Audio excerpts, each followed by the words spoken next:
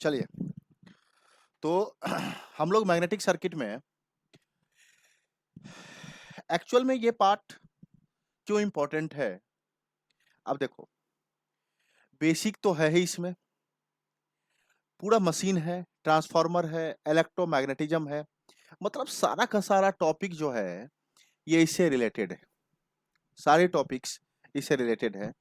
अब बच्चों देखो, अब आपको क्या करना है, कोई भी एग्जाम है, अब आपके पास यदि लास्ट क्लास की हम लोग बात करें तो हम लोगों के पास सबसे फर्स्ट नाम था एमएमएफ। एमएमएफ एन आई। दूसरा नाम था हमारे पास रिलक्टेंस, है ना, L upon mu naught mu R A. तीसरा नाम था फ्लक्स वेवर और फोर्थ नाम था हमारा एयर गैप। इस पॉइंट को भी आप मत भूलिएगा।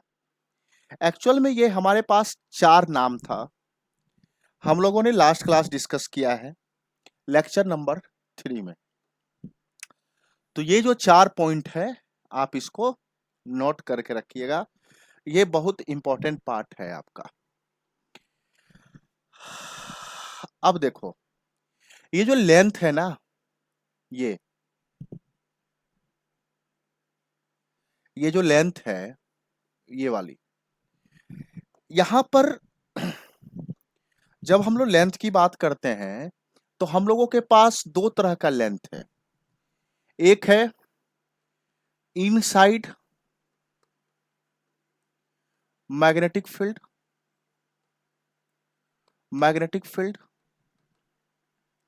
दूसरा है हमारा आउटसाइड मैग्नेटिक फील्ड। फिर है length of air gap and length of conductor. हमारे पास ये जस्टिफाई करने के लिए इतने पार्ट्स हैं आपके, ठीक है, तो आप इसको यहां से कंसीडर कर सकते हो, ठीक है। ये चीज आप यहां से देख लीजिए, मतलब कि आपके पास ये सारे के सारे पार्ट्स हैं। अब देखिए, इनसाइड और आउटसाइड की बात हम लोग क्या कर रहे हैं। देखो, आपने कोई भी एक, जब आप कॉइल लेते हो, ठीक है, हमने कॉइल ले लिया और यहां से हमने करंट दे दिया, तो सिंपल सा है कि यहां से मैग्नेटिक फील्ड भी बनेगा। कुछ मैग्नेटिक फील्ड क्या होगा, आउटसाइड, कुछ आउटसाइड।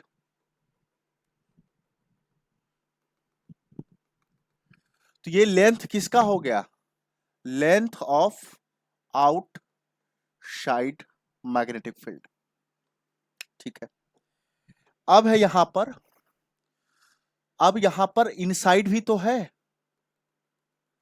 या नहीं है, इनसाइड भी तो है, क्लियर। तो ये हमारा क्या हो गया, length of inside, length of inside. तो आउटसाइड एंड इनसाइड ये हम लोग यहां पर फाइंड करते हैं। आउटसाइड एंड इनसाइड ये हम लोग यहां पर फाइंड करते हैं। अब देखिए, तो अलग अलग रिलक्टेंस भी होगा। रिलक्टेंस ऑफ द आउटसाइड क्या हो जाएगा, length of the outside upon mu naught mu R air area. Reluctance of the inside L inside upon mu naught mu R A. अब ये सब देखने के लिए, ये क्या है, रिलक्टेंस है आउटसाइड और इनसाइड के, ये भी एक न्यूमेरिकल्स हैं आपके, ये भी आपके पैरामीटर्स हैं, ठीक है। अब जैसे एक प्रश्न है, एक प्रश्न है आपके पास, थोड़ा सा ध्यान से समझना इस प्रश्न को ध्यान से समझना। A cast steel electromagnet has an air gap length is 3 mm। अब जब इस टाइप का आए ना क्वेश्चन तो आप ना फटाफट यहीं पर बदल लीजिए 3 mm and iron path of length of the iron path 40 centimetre, मतलब 40 इंटू 10⁻⁻² मीटर। देखो कारण क्या है हमेशा याद रखना ये चीज होंगे। Find number of ampere turn necessary to the produce of flux density 0.7 weber per metre square. Flux density जो है वो 0.7 metre weber per metre square, weber per metre square, ये चीज आ गया। इन द गैप, ये एयर गैप का है, ठीक है। अब आपसे पूछा नेगलेक्ट लीकेज ये सब, and ampere turns required to the air gap to 70% of the total ampere turns. Ampere turns air gap का जो रिक्वायरमेंट है वो है 70% of the total ampere turns का। ये प्रश्न है कि मान लीजिए एक हमारे पास ये है और इसका गैप दिया हुआ है, ये है आपका 40 सेंटीमीटर, 40 सेंटीमीटर, और ये इसका जो गैप है ये है 3 mm का। अब हमको पूछा है आपसे, हम लोग से पूछा है कि टोटल एम्पियर टर्न बताइए एयर गैप का, ये टोटल एम्पियर टर्न बताइए। यदि एयर गैप समझ रहे हो तो टोटल एम्पियर टर्न कितना है, तो हम लोग क्या बोलेंगे, ampere turn is equal two ampere turn off the air gap upon 70%। यहीं से नहीं निकल जाएगा ये आंसर, यहीं से निकल जाएगा। देखो कि पूछा है कि टोटल एयर गैप बताइए कितना होगा, तो अब हम लोगों को क्या चाहिए, टोटल एमएमएफ चाहिए, किसका, एयर गैप का। मतलब यहां पर जो है टोटल एमएमएफ कितना होगा ये हमसे पूछा है। क्लियर है, बोलिए, क्लियर है, हमसे ये पूछा है। तो एयर गैप का एम्पियर टर्न कितना होगा, number of turns into current, और ये तो है ही नहीं, है नहीं है। अब देखिए number of turns into current, यदि ये करेंगे तो ये दोनों में से कुछ नहीं है, तब क्या करेंगे, तो हम लोगों के पास एक फॉर्मूला है, चूंकि B is equal to mu naught mu R H. H मतलब क्या, एच NI बट्टा L। तो H of the air gap is equal to MMF of the air gap या ampere turns of the air gap बट्टा length of the gap. तो अब हम लोगों को सबसे पहले तो HG चाहिए, तभी तो ये निकलेगा। नहीं, हम लोगों को अब क्या चाहिए, HAG चाहिए, तभी तो हम लोगों का ampere turns air gap is equal to क्या, इंटेंसिटी इंटू लेंथ। लेंथ तो है दिया हुआ, लेंथ तो आपका है बच्चों, लेंथ है दिया हुआ है, तो HAG निकालना है। अब HAG तो यहीं से निकलेगा, तो एयर गैप का निकालना है, तो ये तो दिया हुआ है mu naught HAG। HAG is equal to BAG बटा 4 पाई इंटू 10⁻⁻⁷। देखो ये गैप का दिया हुआ है 0.7 अपॉन 4 पाई इंटू 10⁻⁻7। तो एच ए जी यहां से हम लोग फाइंड कर लेंगे। ये ऊपर जाएगा, ये प्लस हो जाएगा, है ना। तो ये कितना हो गया, ये हो गया 6, एक कट गया इसका पॉइंट, 7 हो गया। तो 4 7 इंटू 22/7, 7 ऊपर, 22 चौके 88 इंटू 10⁻6, 490/88 इंटू 10⁻5। 5 से कट जाएगा, 8 पंचे 40, है ना। 8 पंचे 40, 8 पंचे 40, 8 पंचे 40, 4 44, 450, फिर पॉइंट, फिर 5 से ही कटेगा, 10⁻5 एम्पियर टर्न्स पर मीटर हो गया यहां से। तो 5.5 into 10⁻5 into length of gap कितना है हमारा, 3। तो ये सारे प्रश्न जो है आपको थोड़ा सा समझना पड़ेगा। ये कट गया, ये 2 बचा, है ना। 5 तिया 15, 5 तिया 15, 1 16, 16.5 इंटू 10⁻2 मतलब 1650, ये हो गया। अब 1650 यहां आ गया, तो यहां पर पुट कर दीजिए। 1650 का 70% 0.7, एक और 0, 7 दूनी 14, 2 5 7 21, है ना। 7 21 ये हो गया हमारा, 21 ये हो गया, और ये बचा आपका 4 0, 7 5 35, 5 0, 6 7 49, 1 0 1, यही हो गया एम्पियर टर्न्स। यही आंसर है, यही है 2358, यही अप्रॉक्स है। तो यही आपका आंसर हो जाएगा। आपको समझ में आई ये चीजें। तो आप इस तरह से ये जो एयर गैप वाला जो सिस्टम है, एयर गैप से जो हम लोग फाइंड करके लेकर के आते हैं, ये हम लोग यहां से फाइंड कर सकते हैं। बोलिए हाँ या ना, समझ में आया ये चीज, है ना। तो हम लोग ये पॉइंट जो है, ये पॉइंट आउट तो हम लोग कर ही लेते हैं। बताइए, क्लियर। अब है नेक्स्ट पॉइंट। अब देखिए, हमारे पास कुछ इंपॉर्टेंट रिलेशन है, कुछ इंपॉर्टेंट रिलेशन, इंपॉर्टेंट रिलेशन है।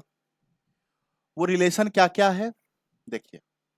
हम लोगों के पास है, चूंकि B is equal to mu naught mu R H, है ना। और यदि मान लीजिए mu R is equal to 1 for air, हवा में या खाली जगह में, खाली जगह में, एयर में हम लोगों के पास mu R is equal to 1 है, तो B is equal to mu naught H, यही ना। तो म्यू नॉट जो है ये यहां पर कांस्टेंट है। म्यू नॉट क्या है, कांस्टेंट है। अब म्यू नॉट कांस्टेंट है, तो B directly proportional to H है, B directly proportional to H है। मतलब H यदि बढ़ाओगे तो मैग्नेटिक फ्लक्स डेंसिटी खुद ब खुद बढ़ जाएगी। कब, जब हमारा कैसा होगा, एयर वाला मीडियम होगा। मीडियम कैसा होगा, एयर होगा। हमारा जो मीडियम होगा, मीडियम जो होगा वो कैसा होगा, एयर का होगा। बी और H, B directly proportional to H. Intensity बढ़ाओगे, मैग्नेटिक फ्लक्स डेंसिटी बढ़ता चला जाएगा हमारा। ये पॉइंट तो यहां से आ गया। तो यहां पर ये कैसा बिहेव कर रहा है, लीनियर। कैसा बिहेव कर रहा है, ये लीनियर बिहेव कर रहा है। नहीं,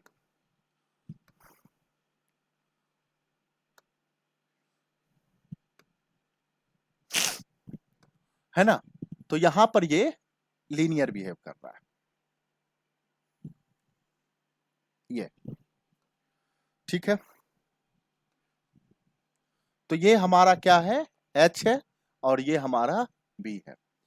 यदि जीरो है, मान लीजिए H इज इक्वल टू क्या, NI/L, तो करंट इज इक्वल टू, यदि जीरो, मान लीजिए सप्लाई नहीं दिया तो H जीरो, तो B भी जीरो, है ना। अब ये दोनों में से कुछ भी बढ़ा दिए, करंट बढ़ाना स्टार्ट कर दिए तो H बढ़ना स्टार्ट हो गया, तो B भी बढ़ेगा। लेकिन कैसा बढ़ेगा, जब एयर है मीडियम तो लीनियर बढ़ेगा, ये भी आपको रखना है ध्यान में। कैसा बढ़ेगा गुरु, लीनियर बढ़ेगा। तो ये लीनियर होगा, कैसा होगा ग्राफ, लीनियर होगा। समझ में आई बात। तो ये जो है ये हमारा लीनियर ग्राफ होगा, ये लीनियर ग्राफ होगा, ठीक है। तो B जब बढ़ेगा तो H भी बढ़ेगा, तो हमारा ग्राफ जो होगा वो कैसा होगा, लीनियर होगा। मतलब दोनों एक साथ काम करेगी। कहां कहां ये होगा, अब थोड़ा एप्लीकेशन की बात कर लें। तो ट्रांसमिशन लाइन में, ट्रांसमिशन लाइन में कहां कहां होगा। अब देखो मशीन में तो हम लोग कंडक्टर बिना कॉइल का तो ले नहीं सकते हैं, है ना। डिस्ट्रीब्यूशन लाइन में, फीडर में, तो मतलब हम लोग यूज करते हैं ये पावर सिस्टम में, ये वाला पूरा का पूरा सिस्टम, ठीक है। लेकिन जब हम लोग, मान लीजिए कि एक हम लोग कॉपर कंडक्टर ले लिया हमने, एक हम लोग इस तरह से हमने एक मटेरियल ले लिया, ठीक है भाई साहब, ये हमने एक मटेरियल ले लिया,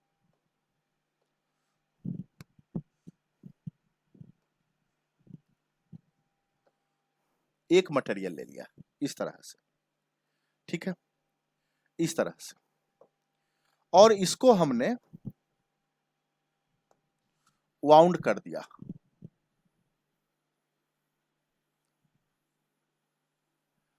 ठीक है। तो सिंपल है यार, रुक जाइए, आप यही डायग्राम देखिए। अब हमने क्या किया, मटेरियल ले लिया,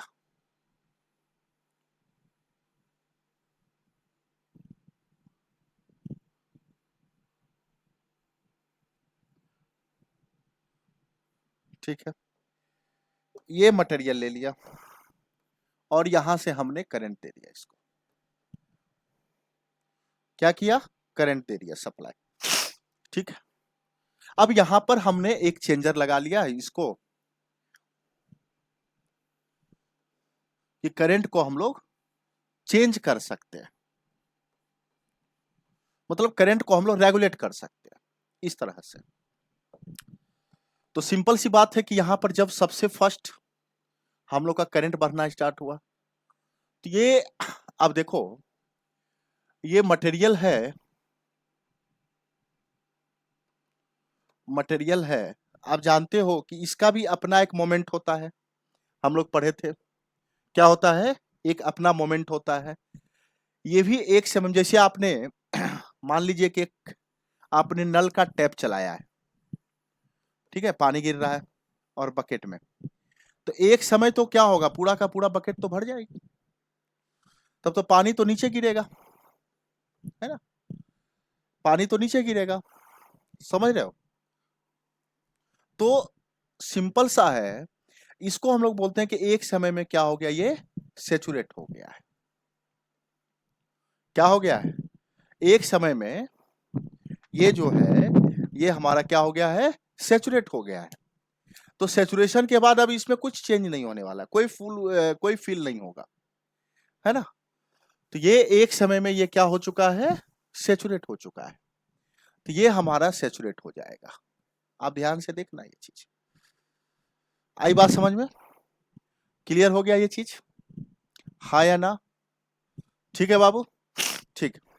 अब सुनिए, तो जब हम लोग करंट देंगे इनिशियली, जब हम लोग करंट देना स्टार्ट करेंगे,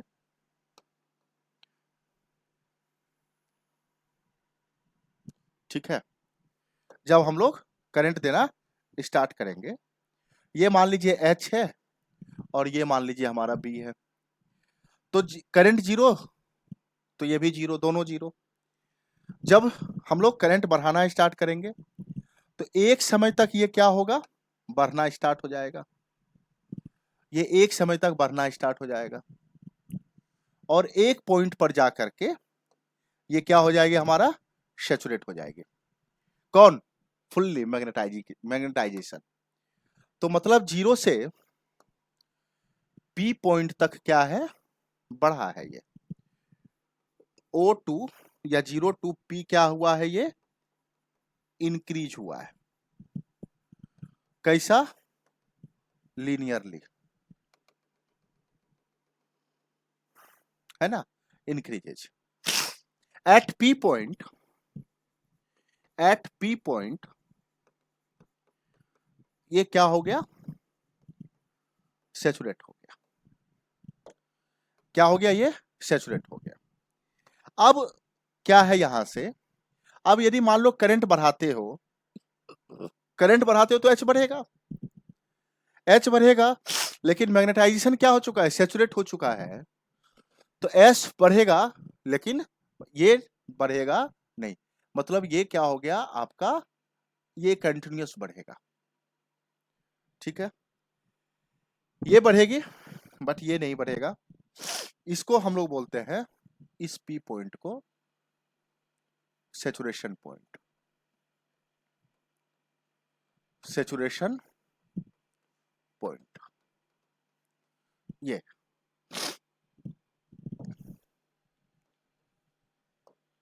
क्लियर है। अब मान लीजिए करंट को हमने डिक्रीज करना स्टार्ट किया। अब जैसे ये बकेट है, ये बकेट हमने लिया था, इसमें पानी भर दिया। अब पानी को हमने निकालना स्टार्ट कर दिया, पानी को निकालना स्टार्ट कर दिया, तो सारा पानी निकल गया, है ना, सारा पानी यहां से निकल गया। करंट डिक्रीज करेंगे, लेकिन हुआ क्या यहां, लेकिन बकेट क्या पहले जैसा सूखा है? नहीं सर, पहले जैसा सूखा नहीं है। पानी जो है अब इसमें लगा हुआ है, ये गीला है बकेट, तो वही चीज होता है कि थोड़ा सा पानी बच गया है इसमें। मतलब इसी को बोलते हैं कि सर ये जीरो पर नहीं आकर एक पॉइंट पर आ जाएगा, है ना, जिसको हम लोग Q पॉइंट बोल देते हैं। तो P से Q जो है, P to Q, है ना, ये जो है, ये देख रहे हो, P to Q, ये पॉइंट हमारा वापस आया है। इसको हम लोग बोलते हैं रेसिडुअल मैग्नेटिज्म। क्या बोलते हैं? Residual magnetism.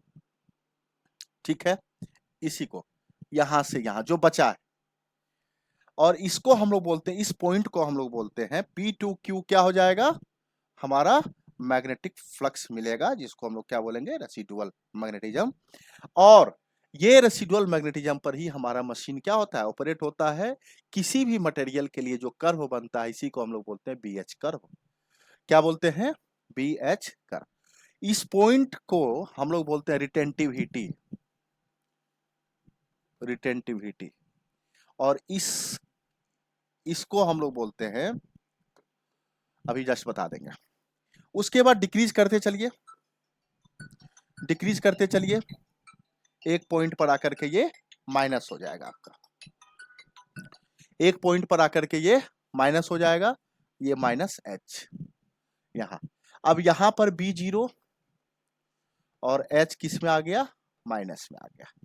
यहां पर H जीरो, B किस में हो गया, पॉजिटिव में हो गया। ठीक है, अब सुनिए, इसको हम लोग बोलते हैं कोरोसिटिविटी। क्या बोलते हैं? कोरोसिटिविटी, कोरिसिव फोर्स बोलते हैं, है ना, H,